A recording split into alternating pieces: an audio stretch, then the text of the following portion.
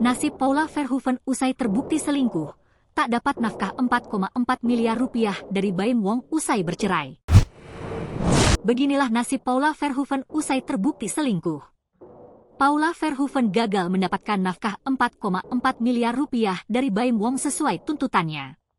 Diketahui Paula Verhoeven resmi bercerai dengan Baim Wong, Rabu, 16 April 2025. Paula Verhoeven terbukti secara sah melakukan perselingkuhan dengan teman Baim Wong, Nico Surya. Putusan tersebut dibacakan secara ekurt pada Rabu, 16 April 2025, dan sekaligus mengabulkan permohonan cerai yang diajukan Baim Wong. Sebelum terbukti berselingkuh, Paula juga sempat menggugat balik Baim Wong terkait hak asuh anak dan nafkah 4,4 miliar rupiah. Ada 3 jenis nafkah yang dituntut yaitu nafkah madliyah, nafkah iddah, dan nafkah mutah. Dia menuntut nafkah madliyah jadi karena selama berpisah 1 April sampai 8 bulan dia menuntut tiap bulannya 100 juta rupiah berarti total 800 juta rupiah, jelas Suryana.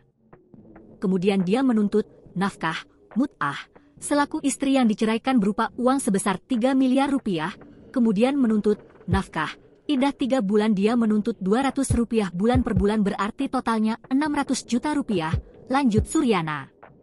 Meski demikian, karena terbukti berselingkuh majelis hakim menyatakan bahwa Paula tidak berhak atas nafkah madliyah dan nafkah iddah. Namun, berdasarkan hukum Islam yang berlaku, Paula masih berhak mendapatkan nafkah mut'ah. Adapun besarannya adalah 1 miliar rupiah. Sebelumnya, Baim Wong resmi menggugat cerai Paula Verhoeven ke Pengadilan Agama Jakarta Selatan pada Senin, 7 Oktober 2024, karena istrinya berselingkuh dengan temannya sendiri.